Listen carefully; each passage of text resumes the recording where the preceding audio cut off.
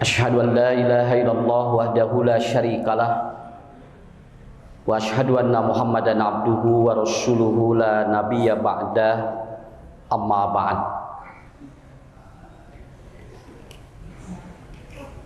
Bapak Ibu yang dirahmati Allah,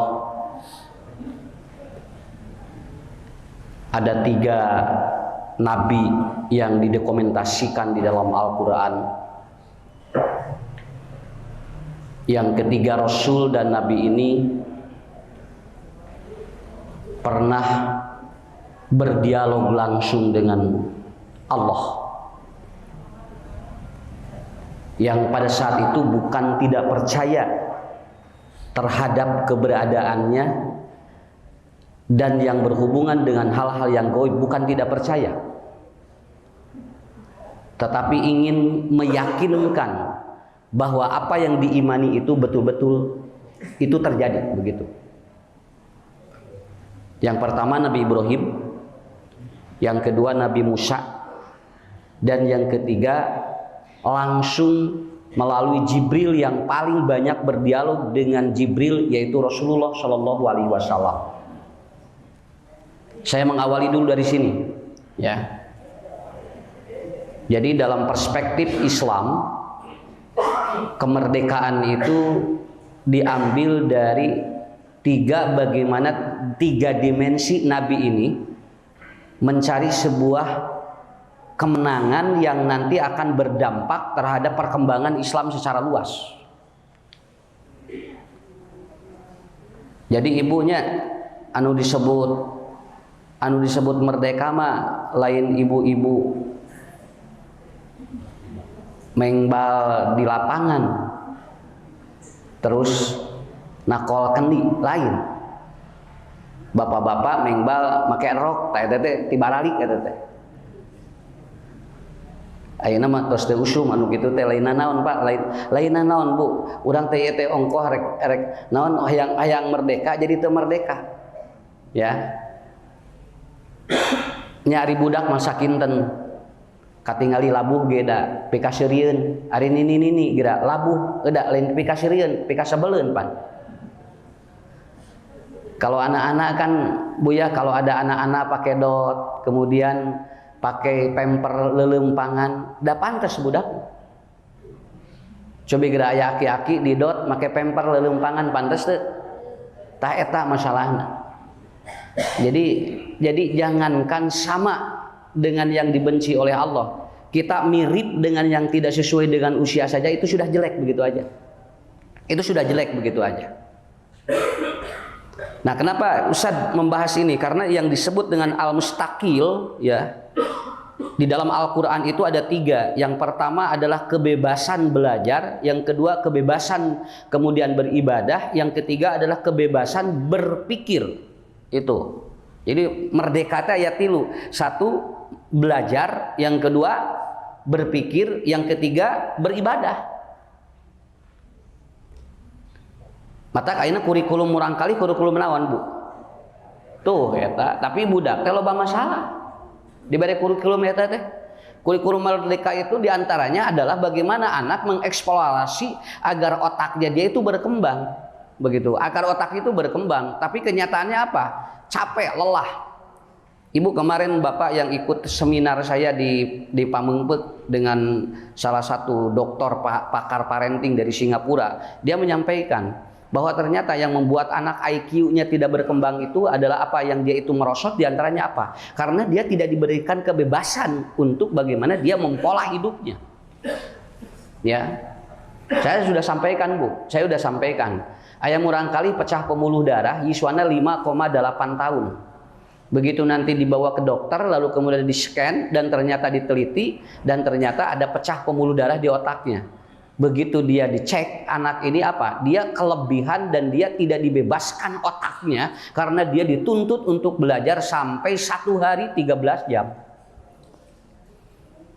Karena ibunya sibuk, bapaknya sibuk, budaknya terus dileskeun.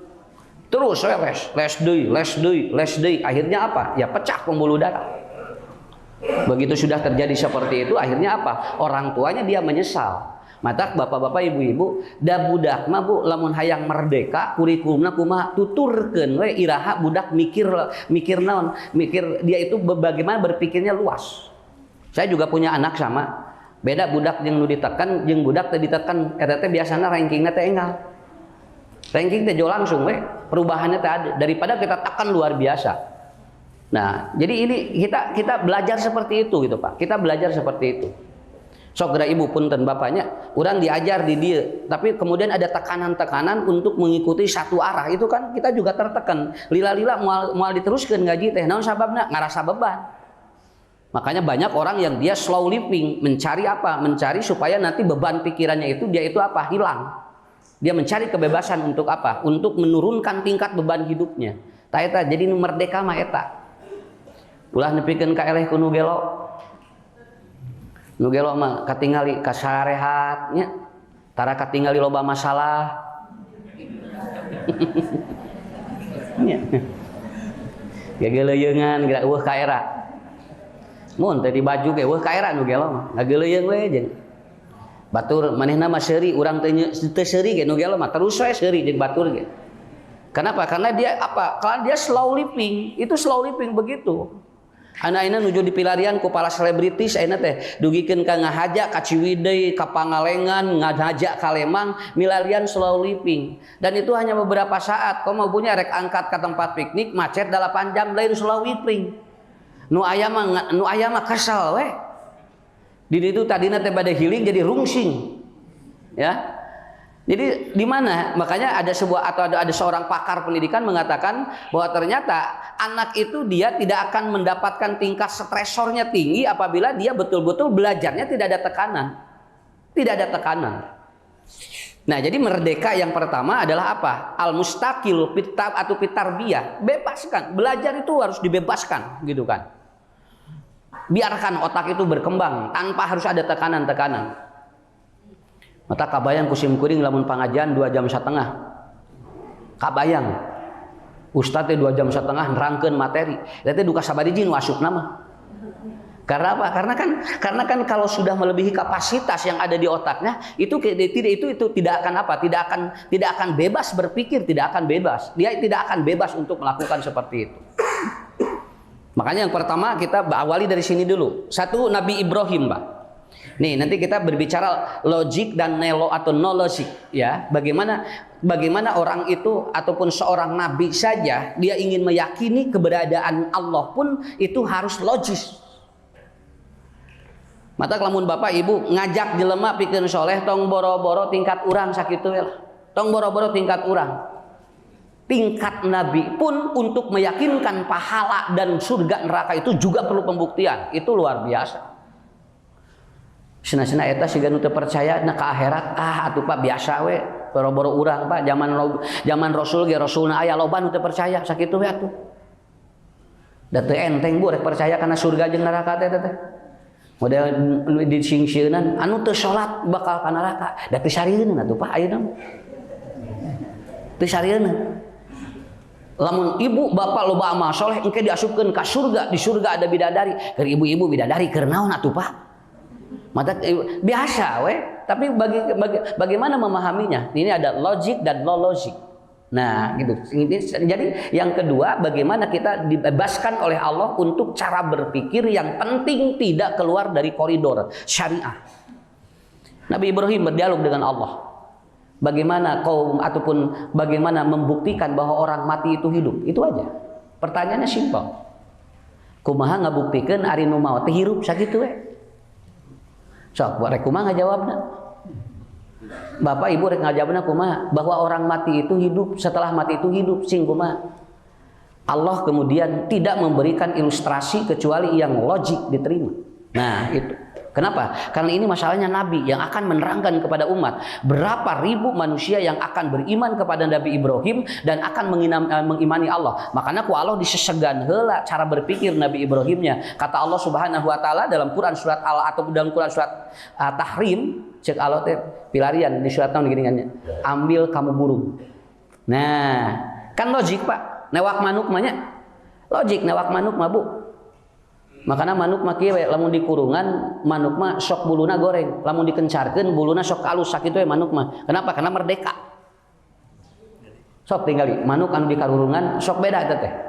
Jeung kitu tah, jeung budak gadil lamun di kurungan mah. Kencarkeun we jo sehat manuk.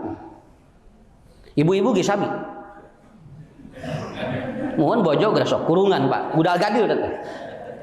Kencarkeun we jo sehat we tinggal. Cek salah cek bapak teh, "Jung mama kan ngencar ka ditu Jung. Ku mama mah rek ka mana we?" Eta teh jo sehat Pak. Langsung celah asal ka mana we teh. Tah begitu cicing di mah tong ka mana? Atos jo rudet we. Sarua jeung manuk. Sarua jeung manuk. Nah, jadi begitu kata Allah, bagaimana katanya? Kamu ambil manuk atau burung lalu engkau potong. Nah, dipotong. Kan logik semua ini, Pak. Nah, dipotong kamu, potong. Lalu kemudian setelah dipotong-potong kamu simpan di tiap lembah satu-satu.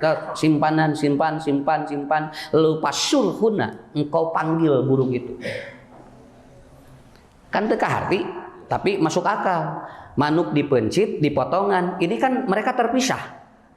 Kan Nabi Ibrahim ini ingin meyakinkan bagaimana engkau menghidupkan orang mati, begitu. Ya. Akhirnya begitu dipanggil, pasurhuna diambil ataupun dipanggil, kemudian si burung itu, lalu kemudian langsung nararempel deui. Nabi Ibrahim langsung berkata subhanalladzi, langsung beliau bertasbih kepada Allah. Tidinya yakin we yen setelah mati itu hidup, tidinya naon margina kudu kahartina lah. Lah lawa jelema bu rek iman teh dah hese teh. Nya, jalmi rek iman teh hese Pak. Tok ceusim guri tong boro-boro tingkat urang, tingkat nabi we prayogi boktos sakitu we. Dan Nabi Ibrahim kemudian mengatakan, oh betul, begitulah cara Allah. Berarti betul nanti orang mati itu akan dibangkitkan oleh Allah. Makanya Rasulullah Shallallahu Alaihi Wasallam beliau menyampaikan, nanti pada yaumul qiyamah manusia akan dibangkitkan oleh Allah tergantung di mana dia itu matinya. Kalau dia matinya dikuburkan di Madinah, fa'awwalu ma yub'atsu yaumal qiyamah. Kalau orang meninggal di mati ataupun dikuburkan di Madinah, maka dia yang akan pertama kali dibangkitkan nanti pada yaumul qiyamah. Jadi ayat hadis Nabi riwayat Imam Al-Bukhari, jadi maut lamun dikuburkeun di mana eta teh Pak bakal nangtukeun iraha bakal digugahkeun ku Allah engke tina liang kubur. Yang pertama adalah yang meninggal di Madinah, summal ataupun Makkah, kemudian yang meninggal di Mekah, summal Taif, kemudian yang meninggal di Taif. Tiga tanah ini akan mempengaruhi kalau orang meninggal dikuburkan di sana, itu akan jadi ibu bapak lamun ngantunkeun di ditu, dikubur di ditu, nu di Madinah mah bakal dibangkitkeun ngawitan, kedua di Mekah, anu katilu di Taif. Sudah ada itu hadisnya. Mata aya anu ngahaja hayang umroh jeung haji teh hayang maot di ditu. Lamun bapak ngantunkeun di Madinah, dikuburkeun di Baqi, eta teh bakal pertama digugahkeunana marang sareng jeung Rasulullah, Pak. Hadisnya begitu. Tapi kalau ibu bapak kemudian meninggal di Mekah, kemudian dikuburkan di Matla, maka dia akan dibangkitkan kedua. Dan apabila ibu bapak kemudian berangkat untuk ziarah ke Taif, kita untuk ziarah ke Taif lalu kemudian meninggal di sana akan dibangkitkan yang ketiga. Kemudian para sahabat bertanya, "Ya Rasulullah, kenapa di tiga tanah itu dibangkitkan pada yaumul qiyamah yang pertama, kedua, ketiga?" Kata Rasulullah, "Karena tanah-tanah itu tidak pernah diinjak oleh kakinya atau kaki orang-orang kafir dan musyrik ke sana." Jadi ayeuna mah moal aya jalma kafir jeung jalma musyrik menginjakkan kaki di tanah itu. Aya jalmi diajakan umroh jeung haji sieun maot di ditu, batur mah ngahajah yang maot di ditu, ieu mah dar sieun maot di ditu. Ibu hayu urang umroh, usah sieun maot, ibu teh loba dosa keneh coba. Justru atoh maot di ditu mah kudu naon bargina engke dina poe kiamah gancang asup surgana, lamun ka surga eta ge. Nya. Ada di sana udah terjawab, Bu. Sudah terjawab. Jadi artinya apa? Bapak-bapak, ibu-ibu, ketika orang itu harus meyakini keiman ataupun sesuatu yang gaib, harus seperti itu. Anu dongeng eta teh geuningan. Anu dongeng kiai dicukur. Aya kiai dicukur.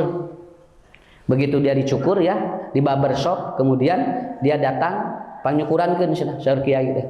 Lalu kiai ini ngobrol, "Udah berapa tahun kamu mencukur rambut? Jadi tukang cukur rambut." 23 tahun katanya. Terus gimana kamu? Kiai kan saya jadi tukang cukur 23 tahun tidak kaya-kaya. Tiba heula nyukuran we cenah abdi teh miskin wae. Lalu kemudian apa yang Anda simpulkan? Allah itu tidak ada. Tukang cukur Pak. Tukang cukur nyebutkan Allah itu tidak ada. Cek kiai aya Allah tidak ada katanya. Kalau betul ada Allah mungkin saya akan kaya katanya.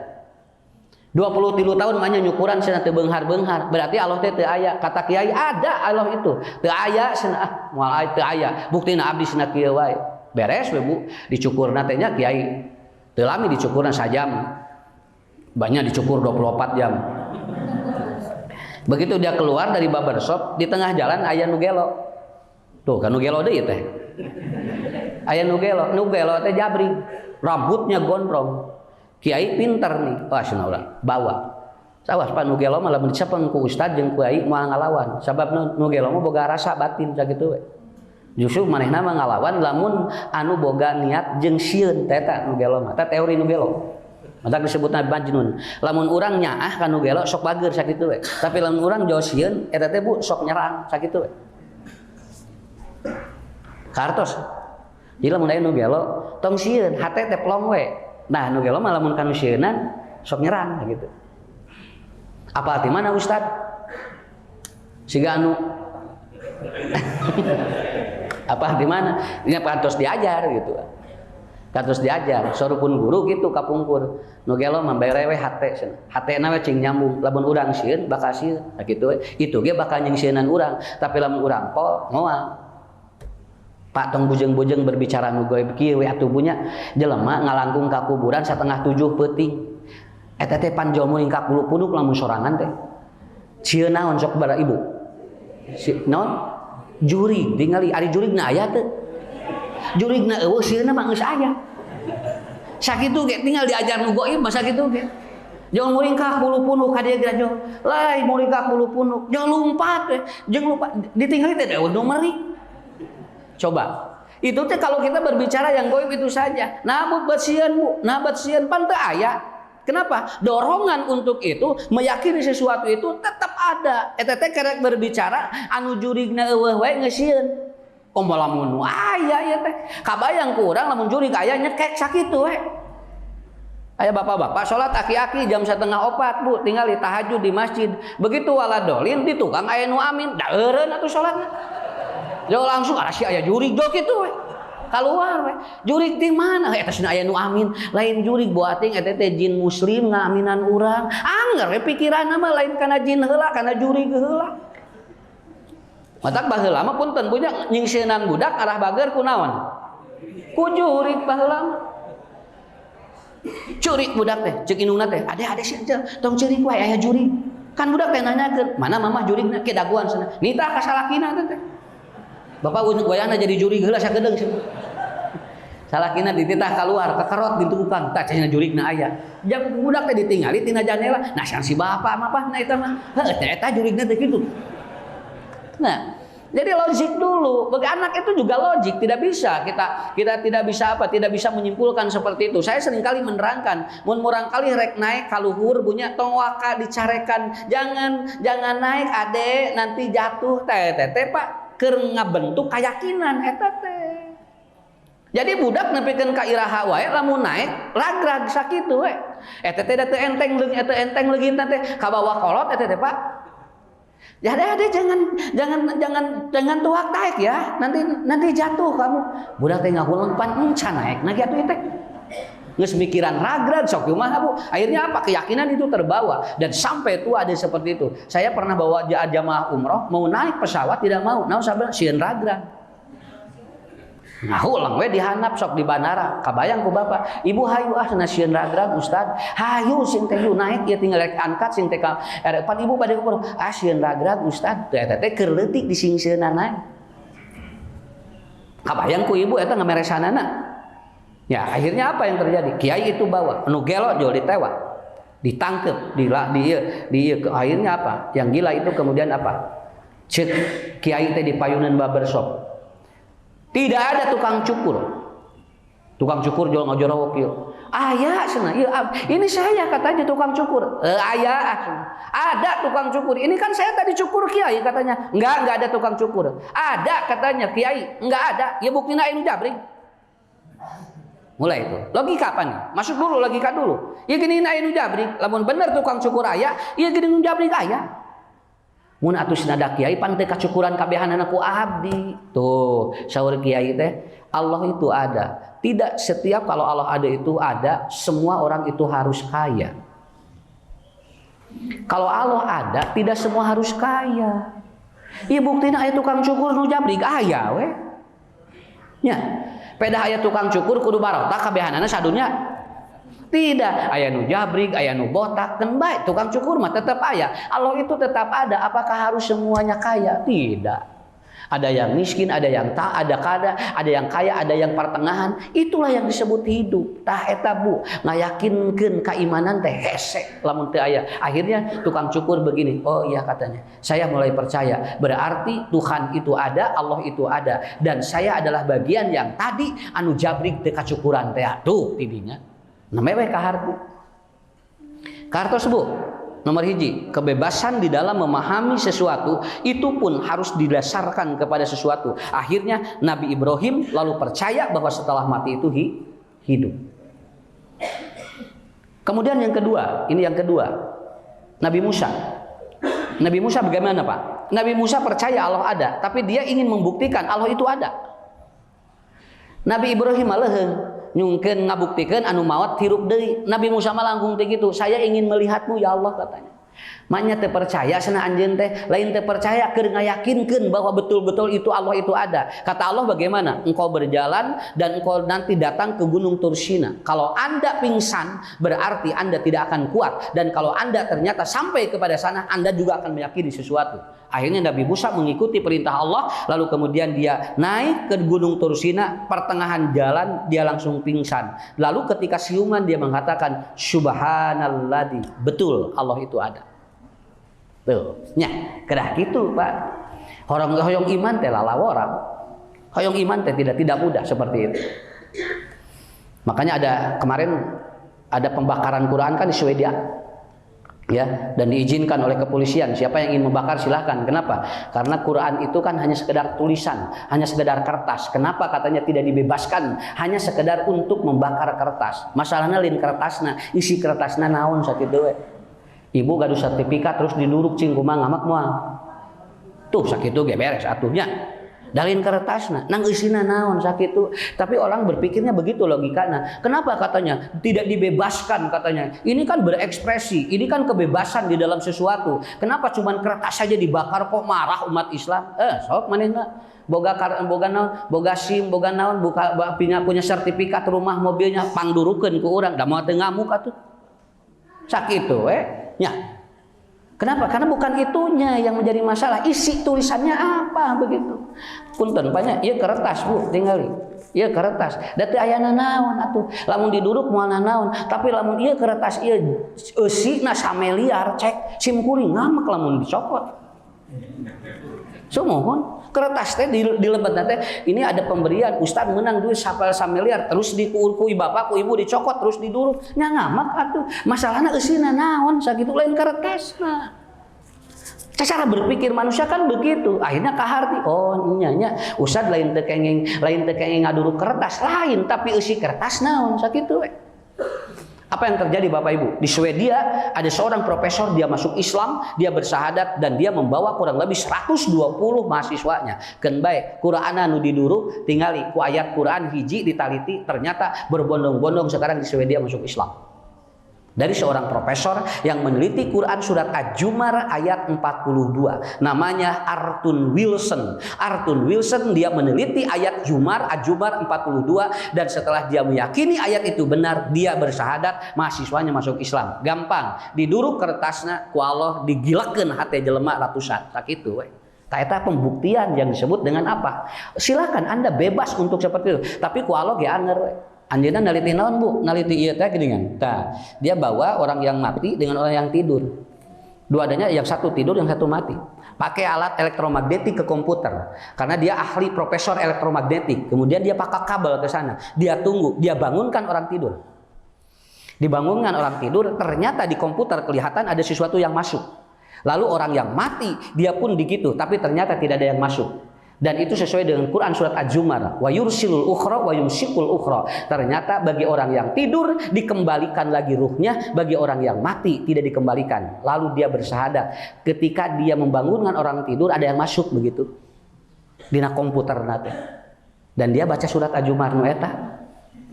Pan urang mah ngapoe sarare teu kaharti naon jero nate. Model anu urang Ethiopia teh gini nya, anu dia meneliti bebek. Bebek itu Pak, kalau sudah berhubungan jantan dan betina dia mandi dan seluruh tubuhnya dia dicelupkan ke air. Kalau tidak dapat air, dia berguling-guling di tanah. Dia berjatuh, dia menanya seorang syekh. Lalu kata syekh, Islam mengajarkan wa in kana junuban fattoharu. Kalau Anda sudah berhubungan, maka dia harus junub dan mandi besar. Tah tingali meri mah lamun geus hubungan jeung entog eta teh sok mani, lamun teu mani eta teh sok tayamum. Pak ilam tajidu ma'an patayamamu. Di urang mah tukang meri geura cakasakapeung paraho mani geura Pak.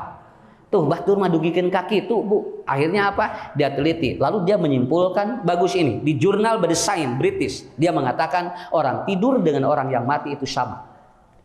Tidak ada perbedaan. Yang membedakan orang tidur ada yang masuk kembali, orang yang mati tidak ada yang masuk kembali. Dan itulah yang digambarkan oleh Allah. Ternyata kalau orang tidur mimpi yang baik, maka dia seperti orang yang mati diperlihatkan surga. Tapi kalau orang yang tidur mimpi yang jelek, seperti dia orang yang mati diperlihatkan neraka. Kaharti tidinya. Tidinya yakin we anjeunna syahadat. Jadi ibu bapak lamun hoyong uninga jelema maot kumaha we sare sakitu we lah. Mata aya jelema sieun maot pan biasa geura coba. Ari ibu ari maot sieun geura bapak ari sare geura teu sieun. Nya pan orang tidur itu kan sama dengan orang mati. Urang geura coba mun keur bobo lamun geus geletuk kitu emot teu caroge gigireun urang. Teu mimiti kalau kita awal tidur lalu ada suami kita saregreg kita apa jogoledag we sare da tos ka ditu mah ada poho. Buat masih ingat bahwa begitu kita bangun itulah katanya kata-kata dia orang mati juga sama, dia tidak ingat apa-apa karena ruhnya diambil oleh Allah seperti dia itu yang tadi. Kalau yang tidur dikembalikan lagi ruhnya lalu ingat kembali, kalau orang yang mati tidak. Tah jadi nungantun teh kitu mata ibu sare teh latihan atuh teh mata kudu loba sa ngararegreg mayunan ieu mun saharian mah geura bobo jeung cenah cenah sieun maot Ustad geura mah geura bobo sieun maot Ustad 2 bulan teu sare maot kalau orang udah insomnia teu sare-sare 2 bulan teu enteng eta teh. Nah kenapa? Karena itu Pak pembuktian secara ilmiahnya harus ada, logik semua harus dibawa. Akhirnya apa? Dia meyakini ada sesuatu yang akan dibuktikan oleh Allah Subhanahu wa taala. Mata geningan saur Rasul lamun ngimpen anu awon ciduhkeun, lamun ngimpen anu sae teu kenging. Naon teu kenging diciduhkeun tapi obrolkeun ka batur. Artinya ada 2 sistem yang dibangun oleh Nabi. Kalau orang bermimpi yang jelek, maka si air ludah memproduksi hormon kortisol yang dia tidak boleh ditelan. Kalau dia ditelan akan meningkatkan asam lambung dan orang akan cemas. Tapi kalau dia bermimpi yang baik mengandung hormon namanya endorfin, kalau ditelan dan diomongkan kepada orang lain maka dia akan lebih tenang dalam hidupnya. Tuh, Nabi mah pinter sakitu we, ta eta teh butina bobo eta teh. Kakara we urang teh yakin. Jadi Bapak Ibu sok latihan mah kitu we. Da teu usah da teu kudu panjang-panjang teh. Jadi memahami hidup itu seperti itu. Hiji deui ngarah gampil nya. Hiji deui. Keneh kudu loba contoh ngaji mah, lamun dicontohan teu kaharti keneh berarti lain salah ustad. Ya. Pak rumah tangga mah model rujak.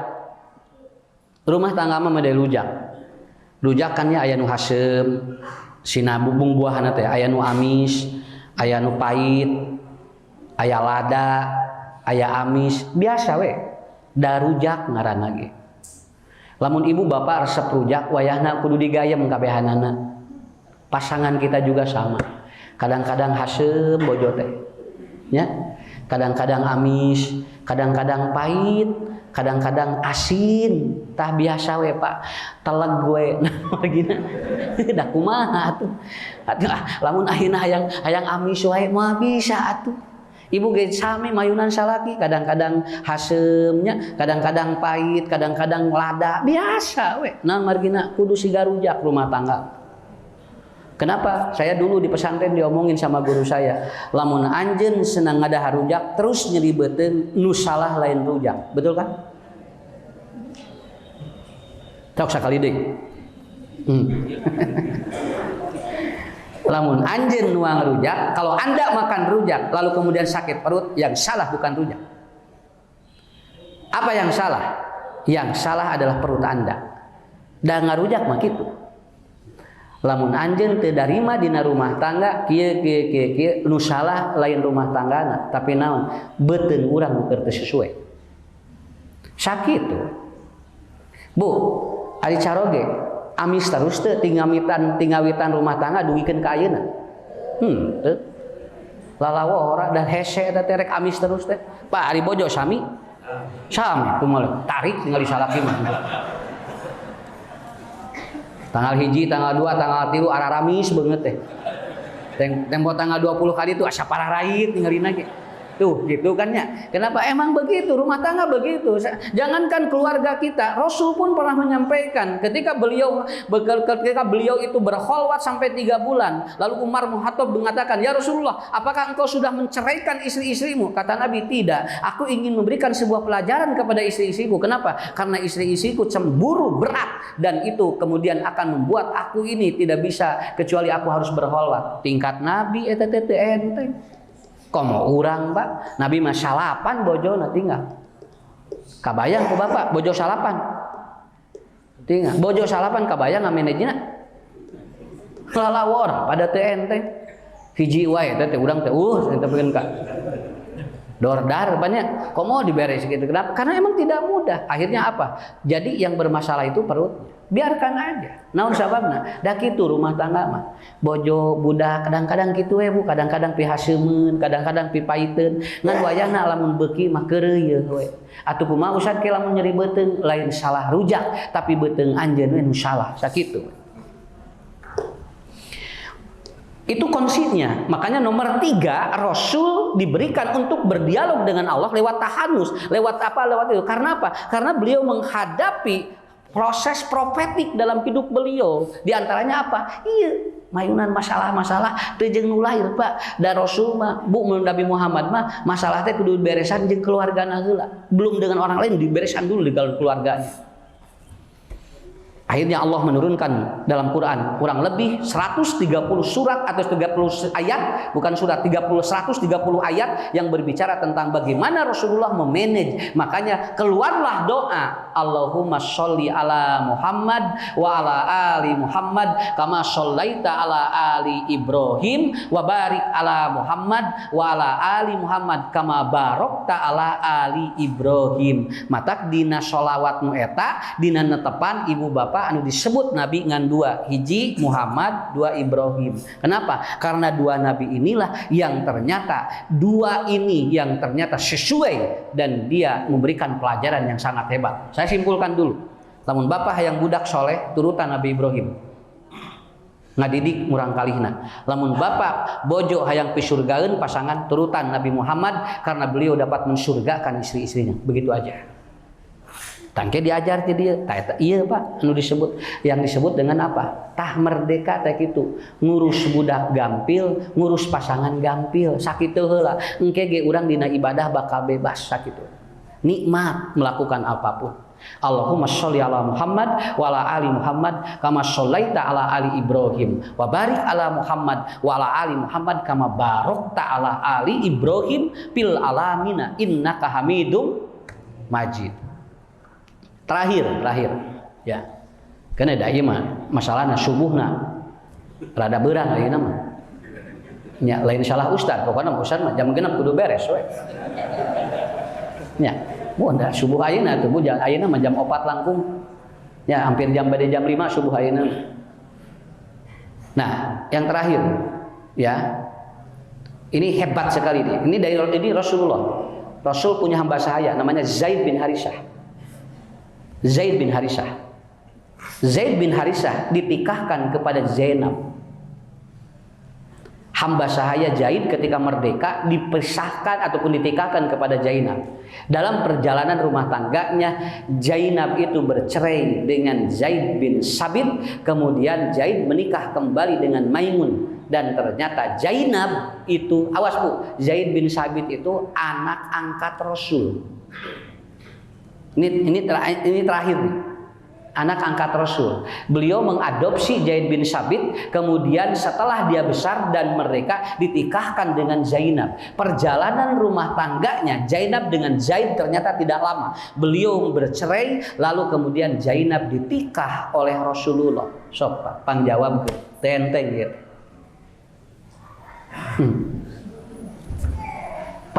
Zaid putra Rasul, tapi putra angkat.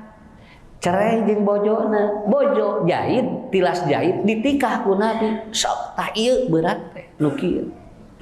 Kumaha Rasul ngalawan jalma kafir jeung jalma musyrik agar nanti Islam itu betul diterima dan kita bebas merdeka ketika memahami dalil. Dugikeun ka Rasul kedah ngorbankeun eta Bu. Dia ditikah, lalu kemudian Zainab menjadi istri Nabi. Awas Bu, Siti atau Zainab ini istri Nabi, bekas dari Zaid bin Sabit sebagai anak angkatnya. Apa orang-orang? Wayahzaunal musyrikun. Orang-orang musyrik mengekang Nabi dan dia mengatakan, "Be eta cenah Muhammad, budak urut budak sorangan wae dikawin." Kabayang ku Bapak? Jelema Bu, rek nu hade, rek nu goreng. Jelema mah pe omongan sakitu we. Kudu siap we. An yakuna arduun nas kulluhum. Awas, jelema moal aya sapikiran jeung urang. Mata lamun urang ngalakukeun naon wae pi omongan sakitu we. Kabayang ku Bapak ku Ibu ngawaran kumaha Rasulullah. Tapi Rasul ingin membuktikan bahwa ternyata Allah sudah memberikan kebebasan kepada kita dengan hukum itu, bahwa anak angkat itu bukan anaknya. Begitu anak angkat itu menikah dengan seorang perempuan, maka bekas anak ataupun isi anak angkat boleh dikawin oleh bapak angkatnya. Begitu. Ini untuk dibuktikan. Berarti dia bukan ahli waris, begitu. Berarti karena dia bukan ahli waris, artinya bekas istrinya boleh ditikah oleh bapaknya. Tak teh enteng eta teh Pak. Di urang mah sakapeung punya anak angkat jadi ahli waris tak gitu. Kebebasan dalam memahami sesuatu itu ternyata tidak ada. Dugikeun ka di Amerika mah aya selebritis ahli warisna teh anjing bakating ku teu percaya ka jelema sakitu we. Kenapa? Saya di depan pengadil dia mengatakan seluruh harta saya kalau mati maka itu milik katanya apa? Anjing piaraannya. Saking tidak percaya kepada manusia. Ku Rasul teh dibukakeun cara berpikir begitu teh. Kebebasan berpikir sesuai dengan hadis dan atau sesuai dengan ayat Quran itu harus diterangkan. Walaupun Rasul harus mengorbankan dirinya. Ternyata begitu menikahi dengan Zainab rame kirang langkung sabaraha 8 sasi jelema nyarios we terus we sampai dia mencemoohkan Rasul, mencemoohkan Zainab dan dia pun mencemoohkan Zaid bin Sabit. Tapi cek alo teh jalan we naon sababna jelema mah lamun bener pi omongan boro-boro salah bener ge pi omongan. So geura ibu sobiannya kawin kira diomongkeun teu kawin diomongkeun nya mending kawin we. Nya hajat hareupeun imah diomongkeun cing atuh nanya hajat etong hareupeun imah di gedung daina mah loba gedung pindah ka gedung da diomongkeun keneh atunya hajat ini olo-olo di hareupeun imah we jeung hayang di gedung pan tadi ge geus di hareupeun imah atuh Pak ngan ku sabab diomongkeun pindah ka gedung tungguna kumaha geus moal hajat cenah moal hajat seneng geus ngagaloler Bu ngagaloler duanana teh tungtuna kumaha atuh cenah ibu jeung padanya hajat we saeutik mah make jeung teu hajat teh pan tadi ge geus hajat da jawi mah kitu da piomongan ya. Makanya nomor 3 inilah Pak Allah memberikan sebuah profetik kepada Rasulullah agar dia menerangkan kepada umatnya walaupun berat agar mereka nanti memahami secara kebebasan menurut Allah begitu. Nah hebatnya ini Pak, saya sampai mempelajari luar biasa. Jadi ibu, lamun ayah anak kandung itu bukan anak kita. Berarti saya menyimpulkan anak kandung ataupun anak angkat itu berlaku hukum mahram. Jadi nanti kalau ada di rumah kita, kalau dia sudah dewasa itu berlaku seperti kepada orang lain. Begitu aja. Kalau dia laki-laki, ibu nggak boleh menampakkan auratnya. Kalau dia seorang perempuan, bapak pun tidak boleh melihat auratnya. Kenapa? Karena dia bukan anak kita. Dan secara waris dia tidak mendapatkan apa-apa kecuali dia mendapatkan hadiah ataupun wasiat. Lebih dari itu tidak ada waris. Kenapa? Karena anak angkat bukan ahli waris. Tah Rasul teh nuju nerangkeun eta. Makanya nomor 3 adalah mustaqil. Yang ketiga, bagaimana kita harus merdeka di dalam memahami ayat-ayat Al-Quran walaupun berat. Contohan deh, hiji deh. Ari bagian ibu-ibu waris jeung bapak gede mana? Gede sa? Gede ibu. Gede bapak mah cina perasaan. Gede ibu sebetulnya. Ngan ibu perasaan siga gede lalaki. Gede awewe. Ngan urang can nepi kana dalilna sakitu. Model istri dikantunkeun ku caroge kudu aya masaidah, ari lalaki dikantunkeun ku bojo aya masaidah teh aya. Tah eta teh siga licik, padahal emang gitu. Mending ngeunah cenah jadi lalaki cenah teu aya masaidah, lain ngeunah ari ibu. Ari lalaki keur naon masaidah atuh coba. Nya, boro-boro pamajikanana maot.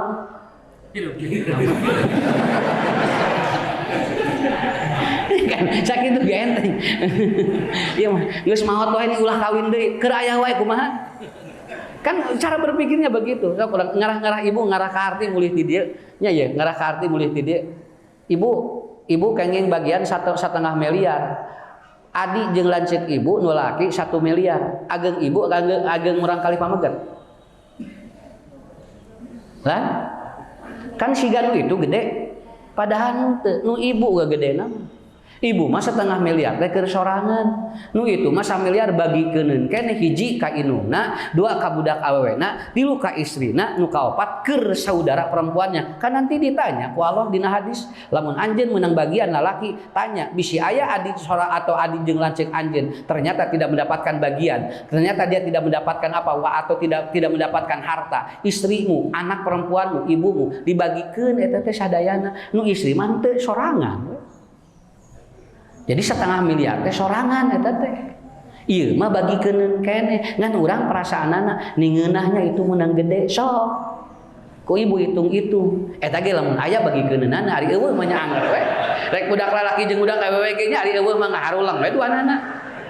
Ieu ge lamun aya gitu ge.